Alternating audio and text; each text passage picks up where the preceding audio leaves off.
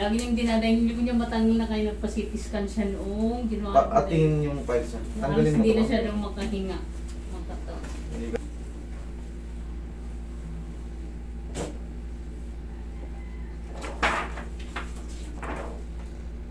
Dito ba? Sa ano? Dito ba yung ano? Bakit dito yung tennis sa'yo? Puro ano to? Puro sa pelvis to.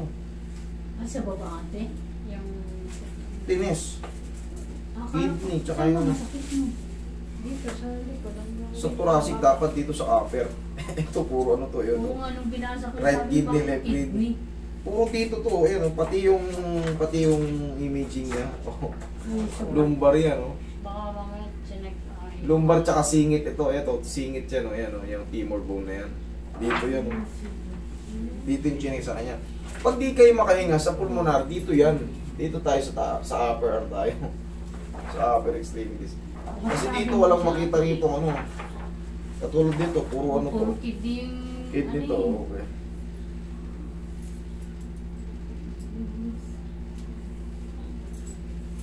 O pinapaiba.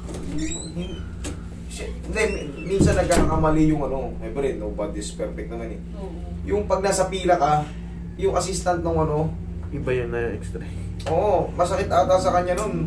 Tuhod eh, ang in-x-ray sa kanya. Parang shoulder yung in-x-ray sa kanya eh. Balakang mo nakita Balakang. shoulder. Ay, oo. Balakang yung masakit sa kanya. Shoulder ang in-x-ray. Ang in-x-ray sa kanya dito. Sabi ko, ano to? Bakit Bakit? naman sinabi mo ate kasi dito sumasakit? Puro sa ano yan eh. Simula sa gitna hanggang dito sa baba yung masakit ka ako nung time na yun. Dito yung chinek ko sa'yo, liver, kidney, tapos yung L5. Then ano naman, pinapa-evaluate ko pa sa ibang ano. Ay, ano? Dito talaga yung pinaka ano, yan ang iniinda mo pag ganyan. Opo. Yung breathing mo, kailan na, pagka anong ginagawa mo pagka minsan naglo-loss breath kayo, parang hirap kang huminga. Wala. Kahit walang ginagawa. Pag unti-unti, ay, di ba po kasi napapansin ko lagi ako Yung kot, yung slouch. Tapos pag may straight body po, parang hirap po. Okay. Kailangan ito ng mga thoracic alignment. Pag ano tingin mo sobrang... Minsan ba pag nag-inilig ka, medyo grit, para bang hapit? Medyo po. Medyo...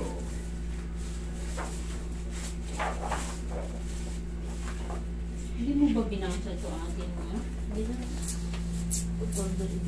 Mas nag-focus nila sa baba.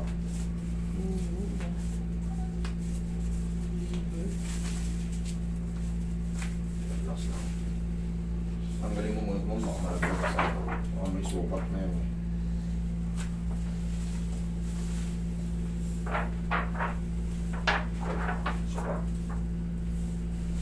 Tayo ka.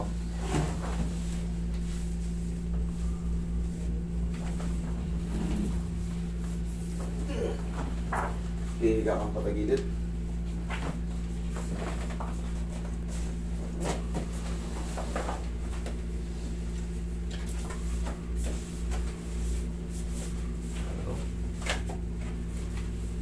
Relax lang.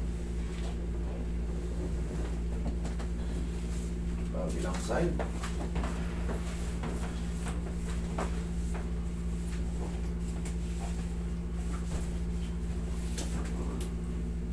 Gusto ka rito, may. Okay.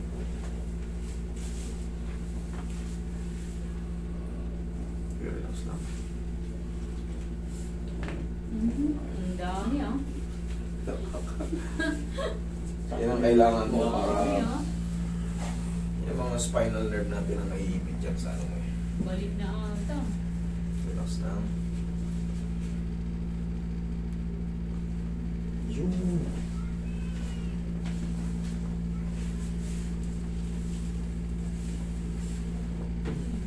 Sapo. Okay, relax lang.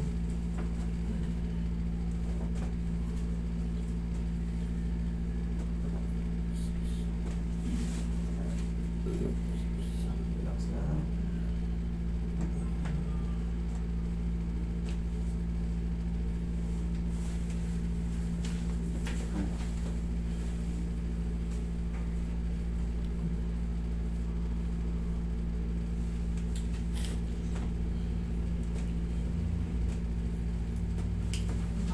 Sabi ko nga, yung asawa ko sana, sinabay ko. Pumunta mo sa ako. Hindi kasi pinagpapawisan ba ng kahit malamig, pawis na pawis siya. Ano yun? Hindi ganun talaga eh. Marami may Baka diabetic siya. Sarili nyo. Bila din yung sarili nyo para yung cholesterol bumaba.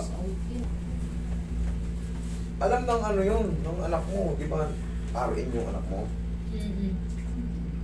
Tihaya ka blood pressure mo.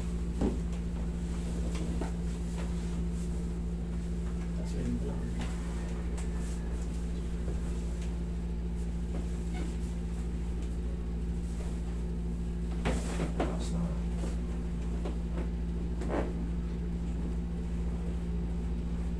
Breathing in. Exhale. Tsaka lang muna. Ganda tayo. Kaya mo lang muna sumingaw yung attraction dyan. Tapos makakaramdam ka na ng kahit huminga ka ng tono dyan. Mga 1 to 2 days makakaramdam ko pa ng mga mild trauma sa bagong adjust. 3 to 4 days. Yan na. Mas maano ka na yan. Good na yung feelings. Masakit kagaya sa akin, di ba? Nung meron. Ito sa'yo, sobrang dami rin kasi sakit ng mami mo eh. Halo-halo, iba-iba yung pakiramdam niya, iba-iba yung nararamdaman niya. Kaya sabi ko, natin. Nung meron ko nga yung Huwebes, Biyernes, lalo nung Huwebes, parang mamatay na yata ako. Ang dami, sasakit. Halos hindi na ako makagalaw sa sakit. Sabi ko, hindi yata pero sabi ko gano'n yata pag na-massage. Di ba lahat na lalabas yung sakit? Eh nga, di ba madalas kong binibilin? 3 to 4 days, dun magsusubside yung Yun nga. Bigla kang giginhawa. Tapos ito na, sabi ko parang okay naman, gagaya nito, di ba? Parang Hindi mo maidikit yan eh.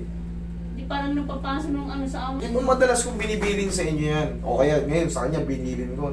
Kung napapaload nyo ako, 1 to 2 days, para makakaramdam. Siyempre, bagong adjust. Sisingawin yung mga naipit, yung mga impingement. Kumbaga, naghihilom ka na eh, healing process ka na. 3 to 4 days ba? Magugulat ka. Parang, nawala yung mga At saka dito ko, di ba, hinihingal ako pag maramdaman, sakit. Pero, ito mo, katulad niya, napatunayan mo sa sarili mo na Kaya sabi ko, nagulat ka na, nagkandawala-wala yung mga nararamdaman mo. Kailangan talaga mayroon tayong tinatawag na healing process eh. Ngayon, nagulat ka na, abot-abot mo na yung wala nang masakit. Yung dati ganun lang yung daliri mo, tapos parang nagbabarat, nag-iinit. Oo, dito mainit na mainit yan, no? Sa awa naman, gusto tanggal yung init niya. Di ba? Mga 3 days yun. Hindi mali yung sinabi ko. Kailangan mo lang magtiwala sa akin. Dahil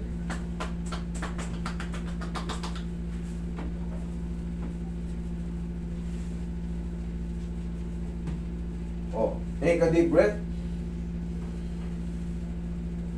May sumasabit. Gumano ko ngayon. Mag-slouch ka kunyari. Ilang segundo, slouch ka ng konti.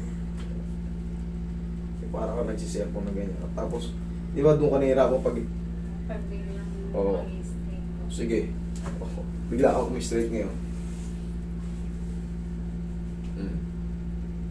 Wala.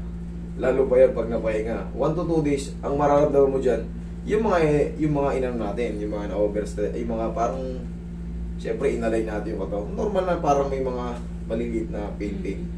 Gaya nga sa mama mo nga, severe pain siya eh. Ganon din yan sa'yo, pero ngayon sa'yo, kita mo, laki ng agad, diferensya. Diba? Okay, huwag lang kayo maliligo today, hanggang 6 na buwan. Ha?